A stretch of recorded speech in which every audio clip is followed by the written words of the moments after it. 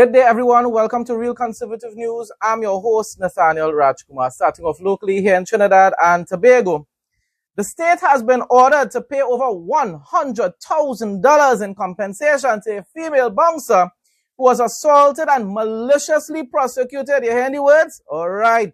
After she attempted to stop a pair of plainclothes police officers, Kamla's wonderful rough men and women, from entering a nightclub without paying the $60 cover charge. $60, you know.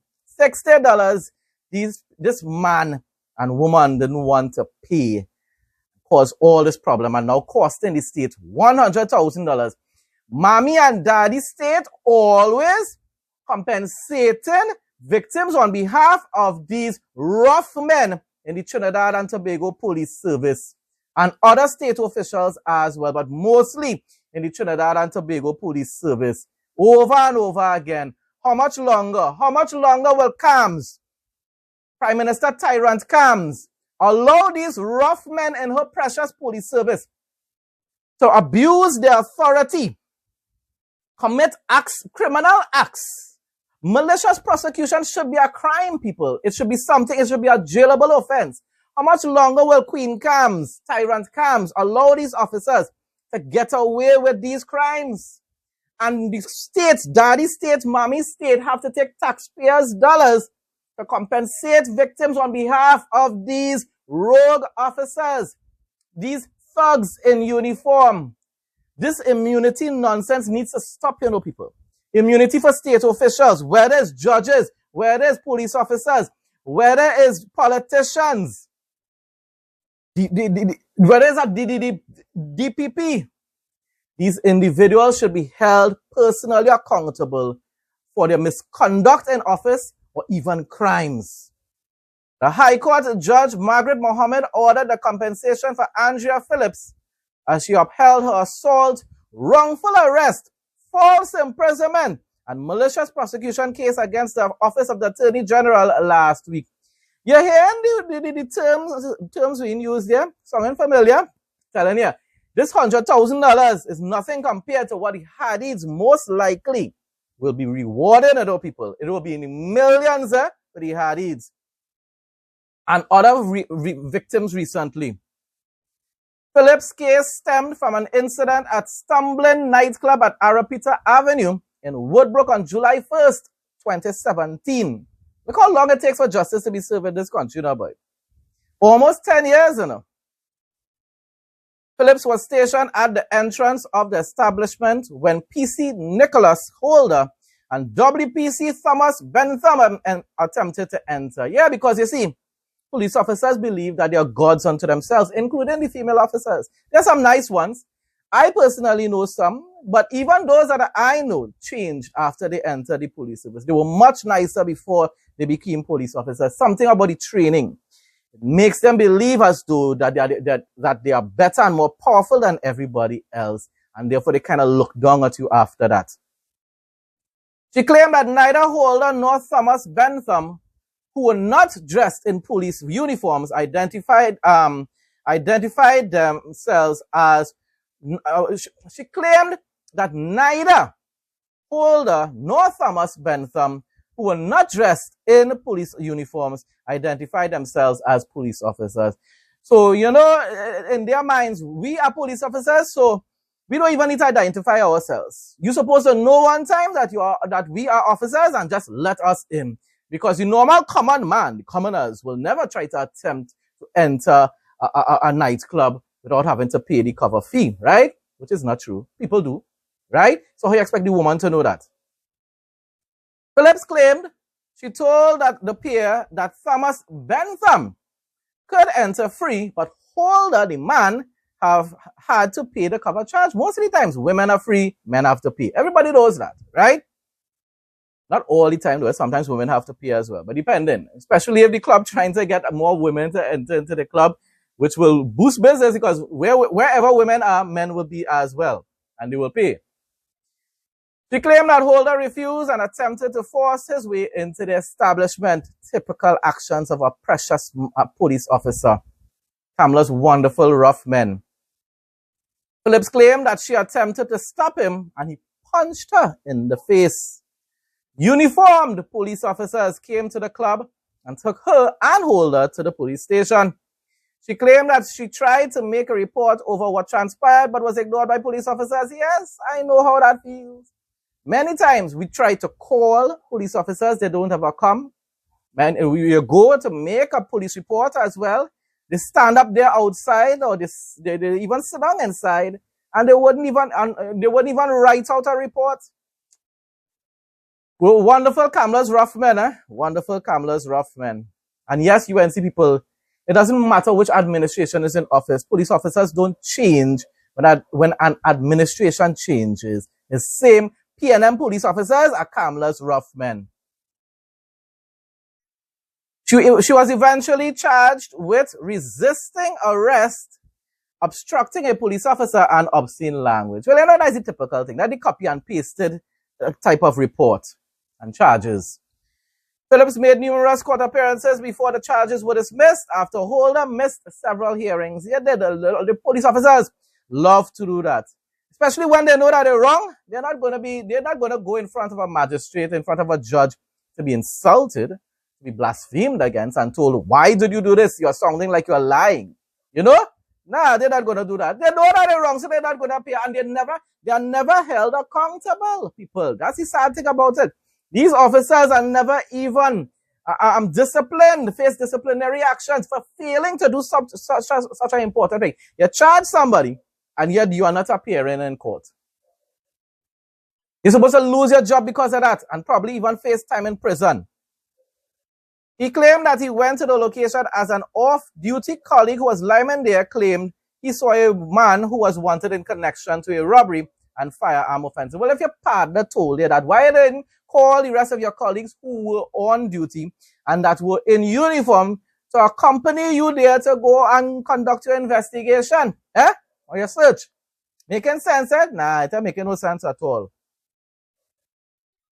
Holder claimed that he and Thomas Bentham identified themselves to Phillips and told them of the reason for the visit, or told her of the reason for the visit, but she refused to let them in and used obscene language towards them. That song, and it is not believable. It is just not believable. And the judge also did not believe that utter trash either. You will see somebody identifying themselves as a police officer and saying, "We are here looking for someone who is wanted." And you will say, no, we're not allowed. That makes any sense? No, it's not. He claimed that Phillips advanced towards him aggressively, and they had a brief struggle. However, he denied punching her. Yeah, of course. And that's once again, that's a copy and pasted excuse.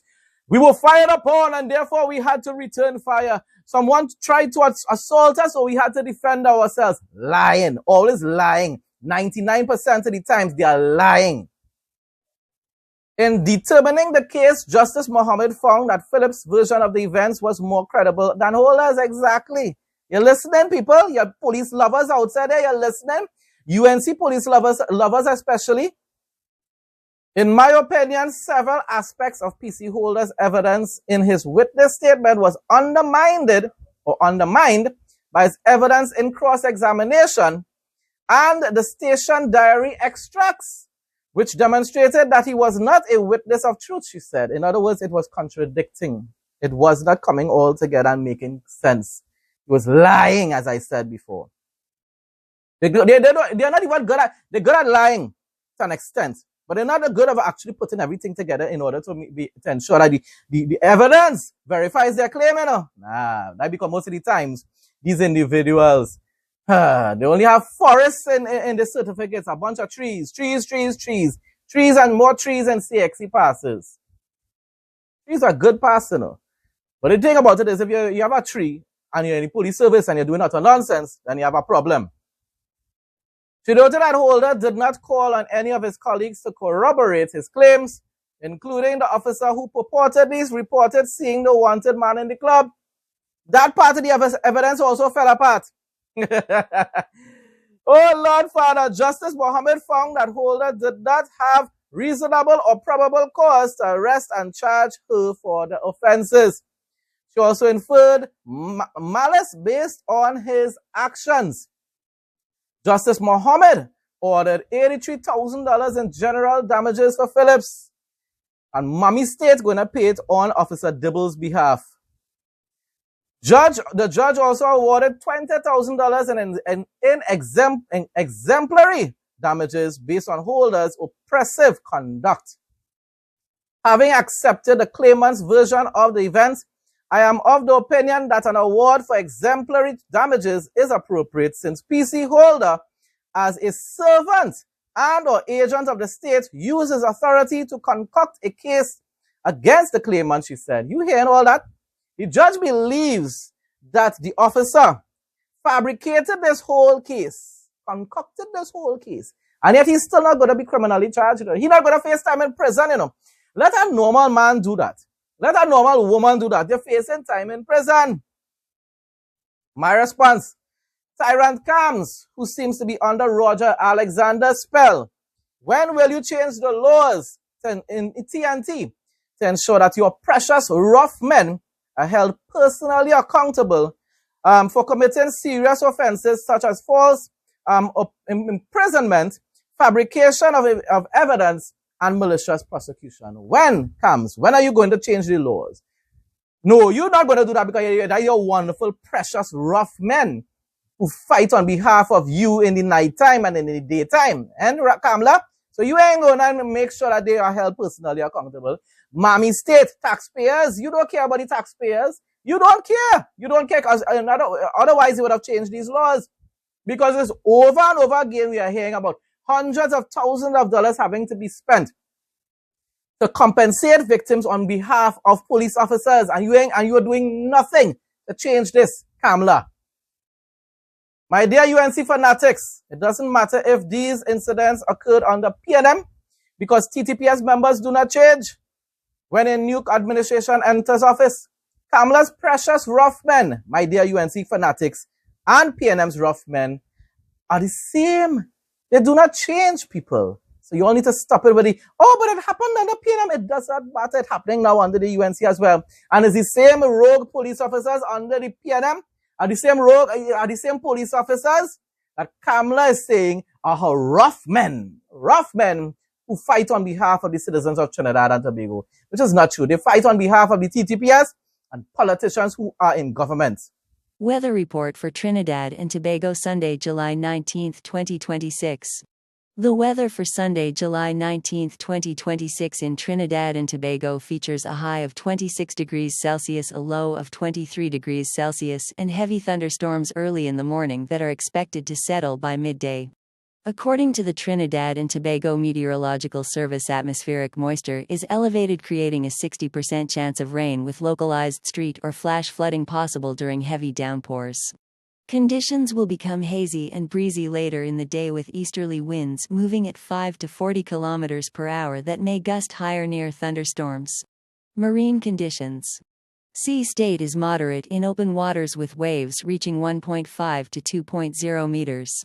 Sheltered areas see waves between 1.0 to 1.5 meters, becoming temporarily choppy and rough near heavy downpours. International news now. The U.S. State Department has approved a potential $2 billion arms sale to Saudi Arabia that would significantly expand the kingdom's ability to defend themselves against Iranian drones. Let's just hope they don't end up using it against Israel. But then it's using it to defend. But I don't know. I don't know if it could be used in aggression as well. The proposed sale includes up to 10,000 air-to-air and 10,000 air-to-ground guidance sections for BAE Systems Advanced Precision Kill Weapon System 2, APKWS-2.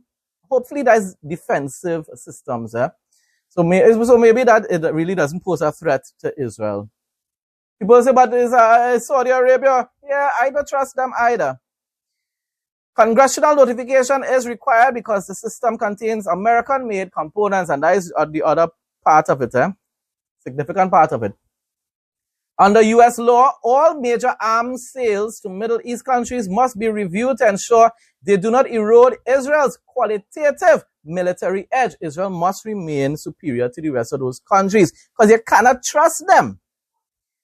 Strategic analysts in both Israel and the United States generally assess that Saudi Arabia's growing defense investments are primarily aimed at countering Iran and its regional proxies rather than Israel. As I said, it's defensive devices, right? So at least that is good. I don't think that is going to pose any threat to Israel. IRGC claims to have attacked U.S. forces in Syria. The IRGC said it launched a surprise attack on U.S. Special Operations Command Center in Syria's Al-Tanf area, claiming it struck American forces. There's been no confirmation in Syria of the reported attack. And to make matters even a little stranger, since Syria announced at the beginning of the year that all U.S. troops had withdrawn from the Al-Tanf area base. So then who exactly did the IRGC attack? Which have been used in operations against ISIS. And from what I have heard, Al-Julani was a former ISIS member or leader. Yeah, he was a terrorist, a wanted terrorist. Now that's his Trump's good friend. The United States subsequently announced its withdrawal from Syria. So then once again, whom exactly did the IRGC attack? Well, it's only games and lies all over, because even with Trump continues to want to make deals with the radical jihadist terrorists, the IRGC and the Ayatollah in Iran, instead of just focusing on finishing the job. Bible quote of the day. Psalm 27, 4-6. Dwelling in safety and praise. One thing I ask from the Lord, this only do I seek, that I may dwell in the house of the Lord all the days of my life, to gaze on the beauty of the Lord and to seek him in his temple. For in the day of trouble he will keep me safe in his dwelling, he will hide me in the shelter of his sacred tent and set me high upon a rock. Then my head will be exalted above the enemies who surround me. At his sacred tent I will sacrifice with shouts of joy, I will sing and make music to the Lord. Folks, that brings us to the end of today's news report. Thanks again to everyone who continues to support my content. Please like, comment, share, and subscribe. Stay blessed and stay safe most of all. In Jesus' name.